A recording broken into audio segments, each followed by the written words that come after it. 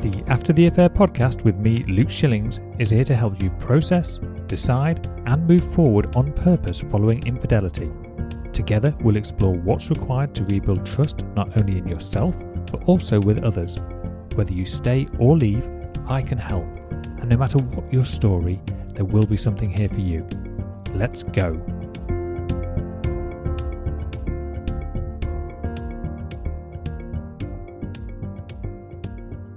Hello and welcome to episode number 18 of the After the Affair podcast with myself, Luke Shillings. Today I'm going to talk all about forgiveness. This is a common request for an episode, so I thought I would delve into it. We'll peel back the first layers, discuss some of the common misconceptions, explore exactly what forgiveness is and why we should forgive, establish whether you are in fact ready to forgive, and then of course some helpful steps on how to set you on that journey. So let's get stuck straight in. There are numerous reasons why some people are taught not to forgive. It may be cultural or societal norms that view forgiveness as a sign of weakness or submissiveness. Some people may have been taught that forgiving someone who has hurt them is the equivalent to excusing them or forgetting the harm that was done, rather than recognizing and acknowledging it. Another reason may be the belief that forgiveness is not possible or even necessary at all, especially in cases of severe harm or injustice. This may lead to people holding on to feelings of anger and resentment, believing that these emotions are necessary for justice or revenge. Some people may also be taught not to forgive because of religious or personal beliefs that emphasize strict accountability and punishment for wrongdoing, rather than forgiveness and reconciliation. It's important to remember that forgiveness is a personal process, and what works for one person may not work for another. Most often, the reason may simply be a lack of understanding of what forgiveness truly means. Forgiveness is the process of letting go of anger and resentment towards someone who has hurt you.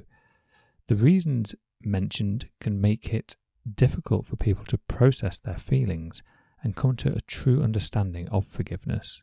So let's look a bit closer at exactly what forgiveness is. It's to stop feeling angry or resentful towards someone for an offence, flaw, or mistake.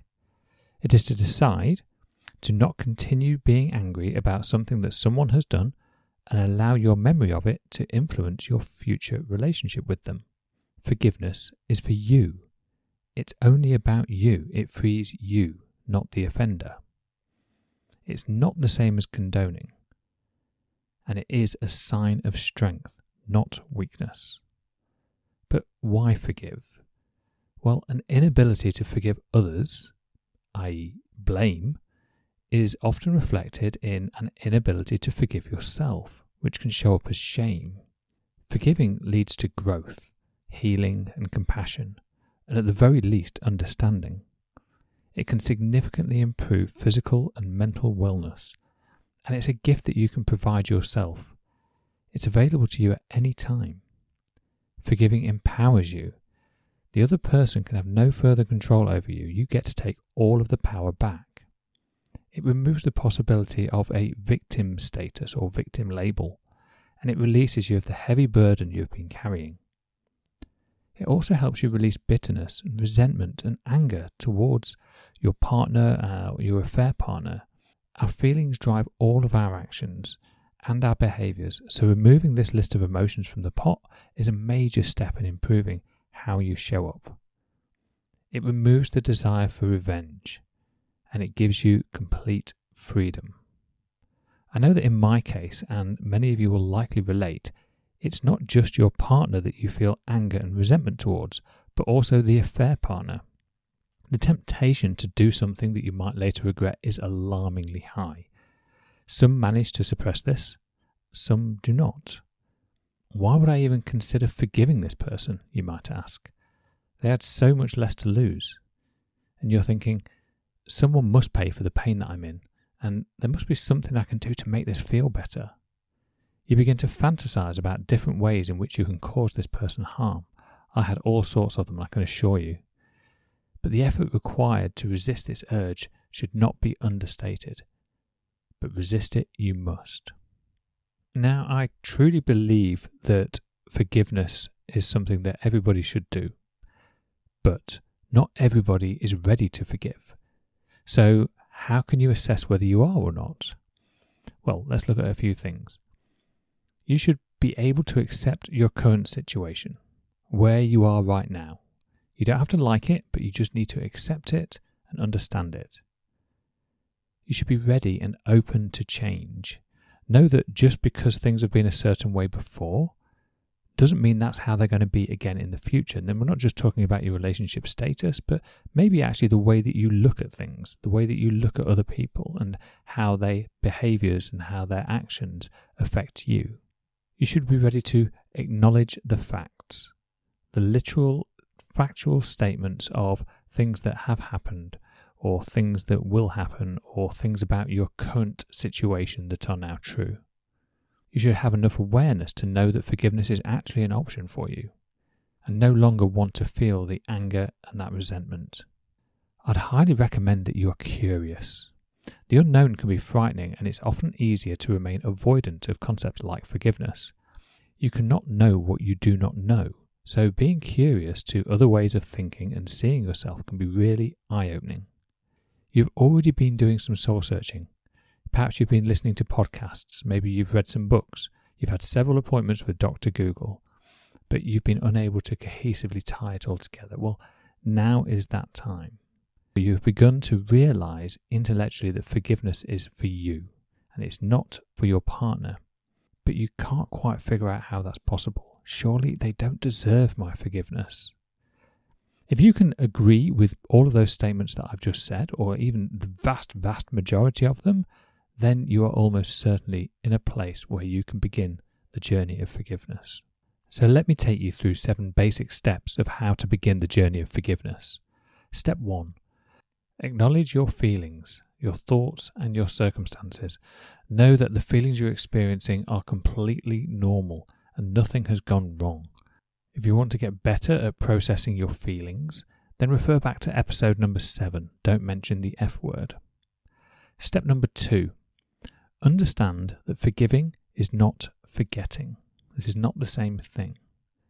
It's very tempting to believe that we're letting people off the hook, that they're just getting away with it. But the reality is they've already committed this betrayal, whatever that may be, and the wheels are already set in motion in terms of the consequences of that. And those consequences, although are obviously affecting you in a very significant way, it will be having an impact on them in some way, shape or form, even though that might not be obvious right now.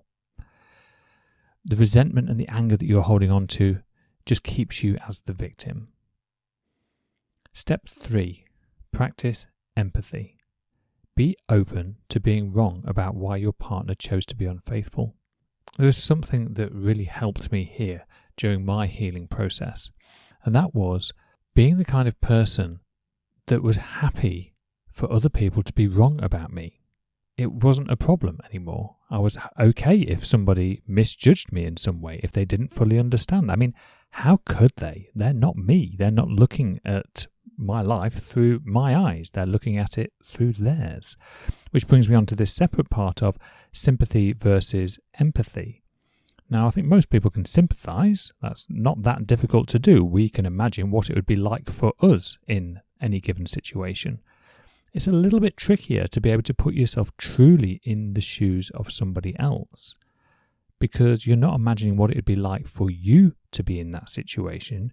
You're imagining what it would be like to be them in that situation, with their thoughts and their beliefs and their experiences and the things that go on in their life, what filter that they are looking through. And of course, there's no way of doing that accurately, but just being open to the fact that you might be wrong about how they see the world is a significant changing factor in terms of how you view and how you process the things that have happened to you. Step 4. Deal with the need for revenge. Revenge almost never pays. One of the reasons is we repeatedly overestimate how good we think it'll feel after we've taken revenge. And we usually significantly underestimate the damage done by doing so. It's extremely difficult to take revenge on one person and have nobody else affected, even if that effect isn't instant. Step 5. Seek closure. But be warned, closure does not mean finding out every last detail of the affair. It does not mean checking through emails and text messages and cross-referencing everything to make sure everything lines up. It doesn't mean that you won't rest until you're absolutely sure your partner has been 100% truthful about every little detail. Refer back to episode 17 on lying for more on that. Step 6. Self-care. Throughout this whole healing process, not just forgiveness, but self-care is so important. Have compassion for yourself. Forgiving is not an easy process. Okay, I might be laying it out here in relatively logical steps, but it's still very difficult. Each step can be very, very challenging. And what might be extremely challenging for one person, maybe less so for the next, but the next step could be the other way around. So have compassion and have patience. These things don't happen overnight. Making that decision to start the journey to forgive, that's the key step. And then finally, step 7. If you're struggling with any of the previous steps, then seek support. This can be through friends, it can be through professional help. I've mentioned before the challenge that we have when confiding in people close to us, friends or people that are connected in some way. The problem is, these people, although very, very well-meaning, they love you and care about you, they also can have their own agendas, not necessarily intentional ones, but things that come into play when it comes to helping you make decisions.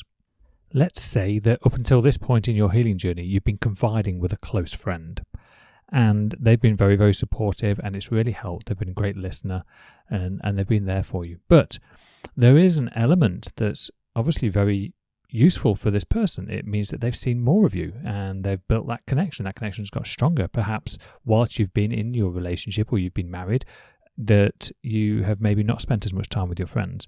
So this particular friend might be feeling great. It's like, oh great, I don't want this to stop. So when you start talking about forgiving, your friend might see this as letting them off the hook. You're letting your ex-partner or your current partner off the hook and maybe going to go back, which means that you would then start seeing less of your friend again. And although there wouldn't necessarily, hopefully in most cases with good friends, there wouldn't be an intentional, like they wouldn't trying to manipulate you. We all have desires and we all say things that feel more comfortable, and it's likely that this will happen in friendships as well. So just bear that in mind. And that's why it's often much wiser to use the support of a therapist or a counsellor or a coach like myself, who can really hold that non-judgmental space, allow you to talk about anything in a very, very safe, protected environment, and not force you or guide you in any direction. This is ultimately your decision. It's your journey, and it's going to be completely unique to you. Even with my own clients, they vary from one to another significantly, despite the fact that the reason we've connected is through this topic of infidelity, through this shared experience. But the route and the journey to their destination, to that forgiveness, to that place where they can move on with their life, either in the relationship or not, is completely unique for every single person. So remember that forgiveness is a completely personal journey. There are no specific markers to say that you are at the certain stage, but like any journey, it begins by taking that first step. And that step can be as simple as saying to yourself, I want to be the kind of person that forgives. It's important to remember that forgiveness does not mean forgetting. It does not mean forgetting the harm that was done or excusing the person's behaviour. Your partner still chose to be unfaithful. That's all still true. But it's about letting go of the anger and the resentment towards that person and moving forward with your own life. Of the people who do not forgive, most choose not to because they are afraid of what forgiveness means. I know this podcast is about infidelity, but forgiveness applies to any situation where you have felt betrayed. So I ask you this question: are you ready to forgive? Now, before I go today, I would love to ask for your support and help. If you have been listening to this podcast, either this is your first episode listening to it, or you've listened to several or even all of the episodes that I've produced so far, it is hugely beneficial if, assuming you like it, you rate and review on your preferred podcast platform, Spotify, Apple, or any other. It doesn't matter. It all really helps get it in front of more people. So I would be very, very grateful, and so will all of the future listeners who will discover it as a result of your feedback. So thanks ever so much, and I shall speak to you all next week.